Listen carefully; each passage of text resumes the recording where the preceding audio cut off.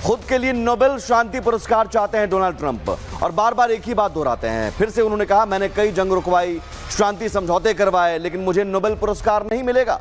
ये Donald Trump का बड़बोलापन और इस तरह का बयान पहली बार नहीं है। और पाकिस्तान जो मुल्ला मुनीर है, मुल्ला मुनीर तो गया था और प्रेज करके आ गया कि साहब आप तो नोबेल पुरस्कार लायक हैं, और उसके बाद से शायद और डोनाल्ड ट्रंप चाहते हैं कि मुझे नोबेल पुरस्कार मिले। यूके देवनाथ जी, डोनाल्ड ट्रंप का ये बयान, आप युद्ध रुकवा नहीं पा रहे हैं बल्कि और युद्ध की आग में झोंक रहे हैं। इजराइल फंसा हुआ है और इन्हें नोबेल पुरस्कार की पड़ी है। अगर आप राष्ट्रपति चुनाव के जब हो रहे थे, इलेक्शन का माहौल था नवंबर दिसंबर में, तब आप ख्याल करें डोनाल्ड ट्रंप का हर जगह एक ही वादा होता था कि अगर वो राष्ट्रपति चुने जाते हैं तो फिर वो इजराइल और हमास का जंग बंद करवा देंगे, यूक्रेन और रूस का जंग बंद करवा देंगे। असल में वो, अगर हम देखें डेमोक्रेट्स में उनको तो 49% वोट मिले और रिपब्लिकन्स को थोड़ा सा ज़्यादा, करीबन 51% वोट मिले। तो जो बाइडन बहुत नैरो मार्जिन से इसलिए हार गए क्योंकि कुछ डेमोक्रेट फेथफुल्स ने भी सोचा कि अगर डोनाल्ड ट्रंप ही इतने ज्यादा युद्ध रुकवा देंगे। ठीक है सर, आपको रोक रहे हैं क्योंकि समय की यहाँ पर कमी है, लेकिन जिस तरीके से यहाँ पे बड़ी बातें कह रहे हैं आप, डोनाल्ड ट्रंप कौन सा युद्ध उन्होंने रुकवाया है, ये भी सवाल खड़े होते हैं। रूस यूक्रेन का युद्ध अभी भी चल रहा है, इजराइल ईरान यहाँ पे भी युद्ध लड़ ही रहे हैं, कोई बातचीत की बात यहाँ पे नहीं की जा रही है। तो युद्ध रुकवाया कौन सा और नोबेल पुरस्कार किस बात के लिए चाहिए, ये भी अपने आप में सवाल है। 9 दिनों की लड़ाई में इजराइल ने ईरानी सेना के कई टॉप कमांडर्स को मार गिराया है। इजराइल ने सटीक निशाना लगाकर ईरानी सेना को तगड़ी चोट पहुंचाई है, उसके न्यूक्लियर साइट्स को टारगेट किया। लेकिन अब इजराइल के इन हमलों के पीछे सामने आई है मोसाद की उस खतरनाक हसीना की कहानी, जिसने ईरान में एंट्री मारी, अपना धर्म बदला, फिर सारी सीक्रेट जानकारियां मोसाद तक पहुंचाई और जिसकी वजह से इजराइल ने ईरान को धुआं धुआं कर दिया। कौन है मोसाद की वो खतरनाक हसीना और कैसे उसने दिया अपने मिशन को अंजाम, जानने के लिए देखिए ये रिपोर्ट।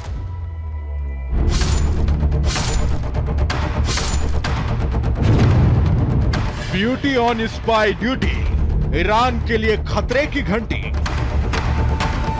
मोसाद की हसीना का जाल, तेहरान हो गया बेहाल। लेडी जेम्स बॉन्ड की सेंध मारी, ईरान पर लगातार बमबारी।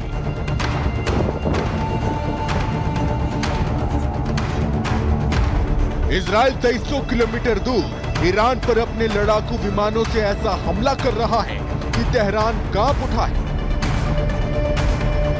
ईरान के टॉप कमांडर एक एक कर मार गिराए जा रहे हैं। खामेनेई के करीबियों को चुन चुनकर मौत की नींद सुला दिया गया है।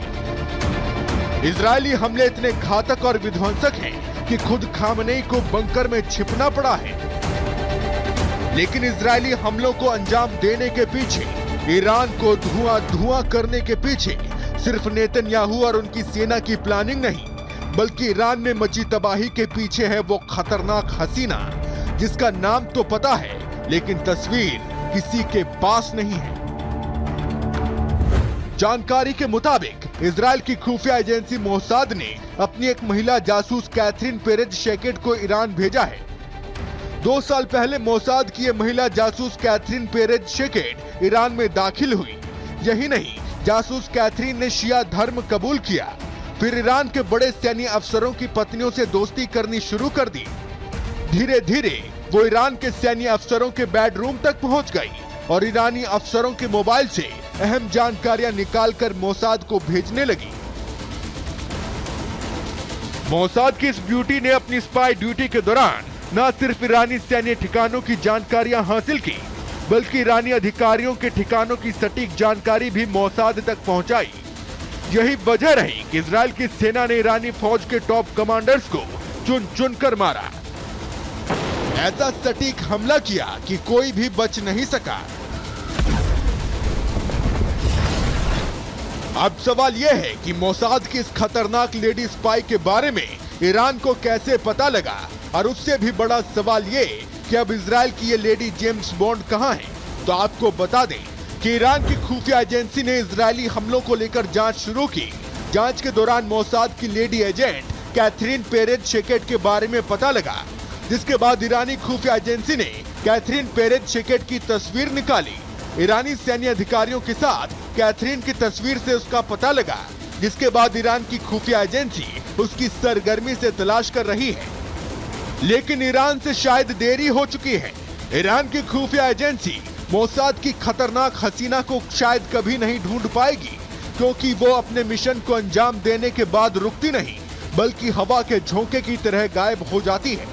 कहा जा रहा है कि अब तक मोसाद की खतरनाक हसीना कैथरीन पेरेज शेकेट ईरान छोड़कर कहीं दूसरी जगह जा चुकी है और उसे इस तरह ट्रेंड किया गया है कि वो अपने एग्जिट प्लान की कोई सबूत पीछे नहीं छोड़ती। Bureau report, Republic Bharat. और तेल अवीव में एक्टिव हो गया है एयर डिफेंस सिस्टम, जहां पे ईरान की बैलिस्टिक मिसाइलों को इंटरसेप्ट किया गया है। तेल अवीव वो इलाका जहां पर ईरान की ओर से लगातार हमले किए जा रहे हैं, उसी तेल अवीव में एयर डिफेंस सिस्टम को एक्टिव कर दिया गया है। तो देखिए यहाँ पे तेल अवीव जहां पे हम लगातार जिस तरीके से बर्बादी हो रही है हम देख पा रहे हैं, लेकिन अब ईरान की बैलिस्टिक मिसाइलों को यहाँ पर इंटरसेप्ट किया गया है और टारगेट भी यही था इसराइल की ओर से कि जो हमले लगातार किए जा रहे हैं ईरान की ओर से, उसमें से कुछ हमलों को रोक भी दिया जाए। तो देखिए यहाँ पे ईरान की मिसाइल को इंटरसेप्ट किया गया है। तेल अवीव में एयर डिफेंस सिस्टम को एक्टिवेट कर दिया गया है। तेल अवीव हो, हाइफा हो या फिर बाकी शहर जो ईरान के टारगेट पर है। और इस बीच एक और बड़ी खबर, तेल अवीव में मिसाइल हमले से बड़ा नुकसान भी हुआ है। ईरान ने तेल अवीव पर कई मिसाइलें दागी हैं।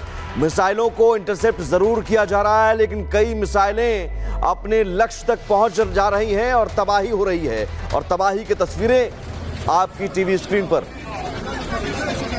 और बड़ी खबर यह भी है कि खुद के लिए नोबेल शांति पुरस्कार चाहते हैं ट्रंप।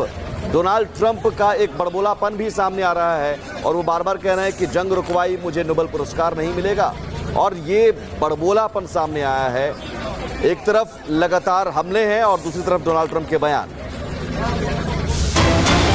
पर 15 लड़ाकू विमानों ने ईरान पर हमला बोला है। पश्चिमी ईरान में बमबारी कर रही है इजरायली सेना। पश्चिमी ईरान में आईडीएफ ने मिसाइल हमला किया है। आईडीएफ के लड़ाकू विमानों से मिसाइल अटैक यहां पर किया गया है। तो देखिए यहां पर इजराइल की ओर से भी हमले रुक नहीं रहे हैं। पश्चिमी ईरान में बमबारी कर रही है इजरायली सेना और आईडीएफ की ओर से यह साफ भी किया गया था कि अब ईरान पर हमले का नया दौर शुरू होगा। तो इसी के तहत पश्चिमी ईरान में आईडीएफ ने मिसाइल से हमला किया है। और पश्चिमी ईरान की जब हम बात करते हैं तो यहाँ पर काफी ज्यादा आप शहरों को देखेंगे जो आर्थिक रूप से काफी समृद्ध है, लेकिन अब इजराइल की ओर से टारगेट पर है पश्चिमी ईरान। और सीधे रुक करते हैं हमारे साथ जुड़े हुए यूके देवनाथ जी। जिस तरीके से हम सर देख भी रहे हैं, जो हमले रुकने का नाम नहीं ले रहे हैं। अब इजराइल की ओर से पश्चिमी ईरान को टारगेट किया जा रहा है, लेकिन सवाल ये खड़ा होता है कि आखिर कब तक, कितने दिनों तक ये हमले जारी रहेंगे।